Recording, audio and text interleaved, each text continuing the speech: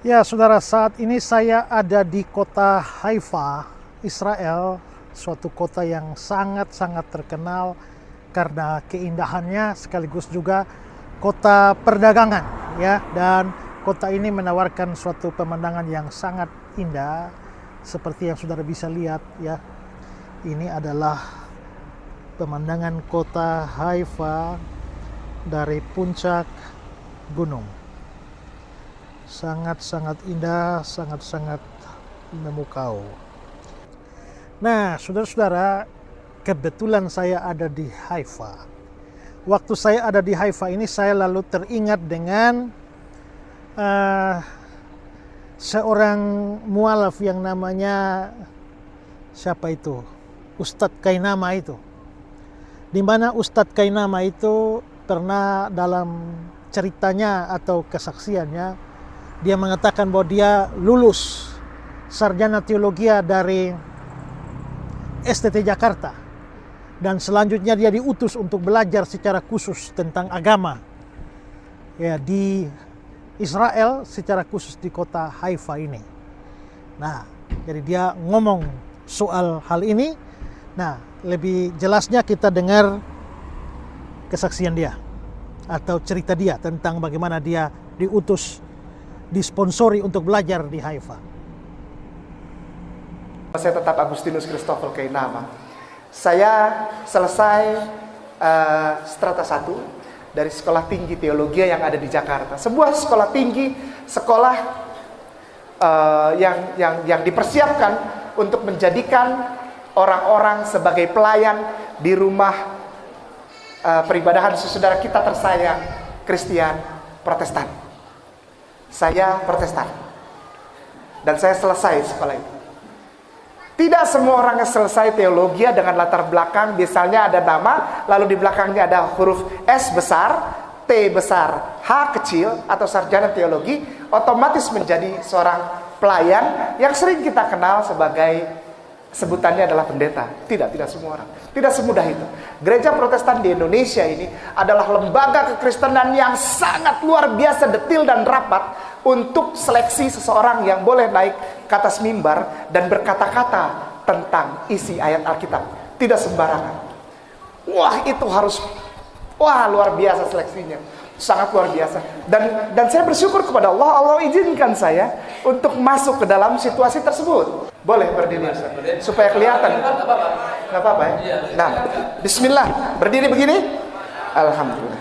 Nah, setelah selesai itu Allah izinkan saya, Bapak, saya diizinkan untuk masuk ke situasi di mana seseorang disebut sebagai vikaris.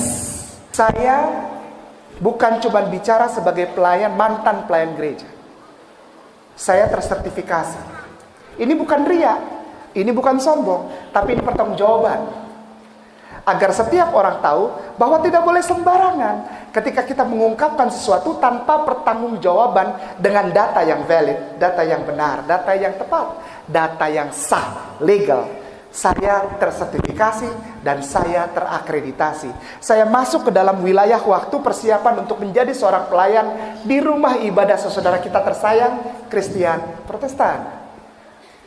Namanya masa-masa vikariatum atau vikarium.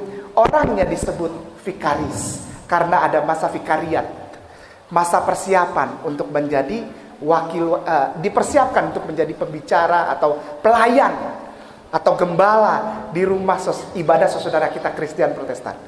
Nama wilayah waktunya disebut vikariatum.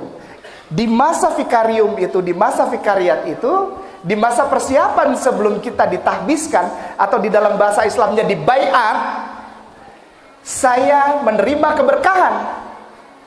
Dan sekarang sudah tidak lagi, program itu tidak ada lagi. Program itu sudah tidak ada. Barusan saya cerita sama Ustaz Tony dan program itu sudah tidak ada lagi. Ada program yang memberangkatkan calon pelayan, calon pendeta ke satu tempat yang tidak jauh dari sini untuk belajar Bible di mana Bible itu ditulis. Jadi ayat-ayat di dalam Alkitab, ayat-ayat di dalam Bible saudara kita itu, tempat di mana itu ditulis, itu kita biasanya dikirim ke sana. Nama kotanya Haifa. Tidak jauh, hanya 1 jam perjalanan dari Tel Aviv. 1 jam 5 menit lah. 1 jam 5 menit atau 1 jam 10 menit dari Tel Aviv. Indonesia tidak punya hubungan diplomatik dengan Israel. Jadi kita masuk lewat Jordan. Queen Alia, kita turun di sana lalu beberapa hari di seputaran Jordan situ, lalu kita nyebrang ke Allenby. Di Allenby ada jembatan, ada King Hussein Road situ, King Hussein Bridge. Biasanya tas dibuka-buka, lalu paspor dilihat dan diperiksa-periksa gitu oleh tentara Israel. Lalu kita masuk Tel Aviv. Biasanya kita mampir dulu di Petra, itu biasalah. Lalu kita nyebrang Sungai Yordan, lalu kita ke Tel Aviv. Dari Tel Aviv baru Haifa, melewati jalan tol yang namanya jalan tol Yitzhak Rabin. Saya belajar di sana. Dari Haifa ke Tel Aviv itu mungkin 1 jam 10 menit atau 1 jam 5 menit. Mungkin ada dari antum, saudaraku, para ustadku di sini yang sudah sampai di Aqsa. Anda tahu pasti kalau sampai di Aqsa pasti Anda diajak ke Haifa untuk lihat itu kota pelabuhan, kota pinggir perairan, laut Mediterranean. Itu enak kok suasananya di situ ya. Dari Yerusalem 2 jam 15 menit, 2 jam 20 menit. Jadi saya belajar bolak-balik. Dari Haifa Yerusalem. Dan ini dibayari, bukan gratis. Ini ada yang bayar, ada yang sponsor. Selesai di sana pulang. Nah ini susunannya. Selesai dari sana pertama, dari Haifa pertama, saya pulang ke Indonesia lalu saya ditahbiskan. Diangkat, disahkan untuk menjadi pelayan di rumah Tuhan. Dan itu valid. Silahkan dicek. Kalau memang tidak ada, ya masa di sana bilang ada. Orangnya sudah jadi Islam kok. Nah, pertanyaan kita adalah bahwa apakah memang benar cerita dari Kainama inilah? Apakah benar di Haifa, Israel ini ada tempat yang berkaitan dengan penulisan Alkitab seperti yang dia katakan? Ya, saya sendiri bisa dengan pasti tahu bahwa ini adalah cerita omong kosong ketika dia mengaitkan Haifa itu dengan tempat di mana Alkitab ditulis. Tapi yang gak apa-apalah, kita coba mencari tahu ya. Juga dia katanya sekolah. Ini dia kan S1 kan, STH. Lalu setelah itu diutus ke sini pada masa vikariatnya dia. Jadi mungkin ini adalah program pasca sarjana mungkin ya. Waktu dia sekolah atau kuliah di sini. Nah, sekarang kita mau cari tahu. Saya ada bersama dengan seorang sahabat di sini yang namanya Fahmi. Nah, saya mau tanya Fahmi. Ya, saya tidak ceritakan kepada Fahmi. Fahmi ini orang Islam, ya. Tapi saya tidak ceritakan dia tentang Kainama. Ini saya hanya mau mencari tahu saja secara umum. Mari kita tanya ya. Halo Fahmi, saya ingin bertanya sesuatu. Ya, silakan. Apakah kota Haifa ini pernah dihubungkan dengan penulisan Alkitab? Mungkin perjanjian lama atau perjanjian baru atau tidak? Sebenarnya kota ini sebagai sebuah kota modern tidak ada hubungannya sama sekali dalam Alkitab, baik dalam perjanjian lama maupun dalam perjanjian baru. Belum pernah atau tidak pernah disebut dalam Alkitab. Berarti tidak ada kaitnya dengan kitab atau suci. mungkin kitab itu pernah ditulis di sini, mungkin penyalinan atau tidak? Tidak sama sekali, karena itu kota modern ditemukan kira-kira 300 tahun lalu saja. Terpelik Gunung Karmel itu adalah yang sangat penting, hanya disebut dalam perjanjian lama.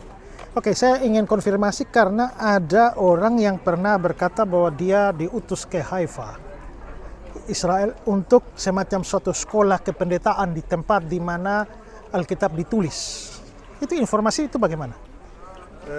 Sebenarnya saya tidak pernah dengar. Tidak ada sekolah? Ada sekolah untuk orang Yahudi ada. Ya. Karena ada satu tempat suci bagi orang Yahudi di lereng bukit namanya Gua Eliyahu. Itu sebagai sinagoga berkat dengan Eliyahu. Itu ada sekolah teolog untuk hanya orang Yahudi saja. Tapi bukan untuk orang-orang Kristen? Untuk Kristen ada juga sebuah biara Katolik, bukannya hanya ini, juga buat Fransiskan di kaki gunung ada. Ya, tapi itu untuk Katolik, bukan Kristen. Itu sekolah untuk jadi apa? Hanya sekolah biasa untuk anak-anak. Oh, untuk anak-anak, bukan? Ada sekta. Bukan semacam pasca sarjana, bukan ya? Bukan. Oh. Yang saya tahu. Ya. Itu sekolah biasa. Ya, oke. Terima kasih infonya. Sama. Ya. Jadi saudara saudara sudah mendengar sendiri informasi atau kata-kata Fahmi, dan Fahmi mengkonfirmasi bahwa tempat yang bernama Haifa ini tidak ada kaitannya atau tidak ada hubungan sama sekali dengan penulisan kitab suci, baik Perjanjian Lama maupun juga Perjanjian Baru. Juga tidak ada satu sekolah Kristen di sini juga yang berkaitan dengan teologi Kristen atau kependetaan. Bahkan Fahmi bilang tadi ada sekolah, tapi itu sekolah untuk anak-anak SD atau anak-anak TK, anak-anak kecil. Tapi sekolah studi agama di sini untuk orang yang mau jadi pendeta atau pada masa vikariat itu tidak ada di sini.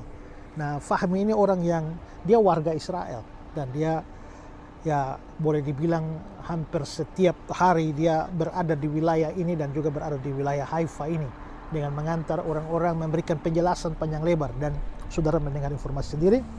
Jadi ya, apakah ceritanya Kainama ini bisa dipercaya? Saudara nilai saja sendiri. Ya. Oke. Nah, saya akan melanjutkan menikmati keindahan kota Haifa.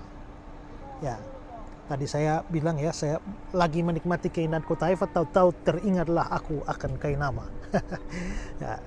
Oke, dari kota Haifa, Israel. Ya, salam sejahtera buat saudara sekalian.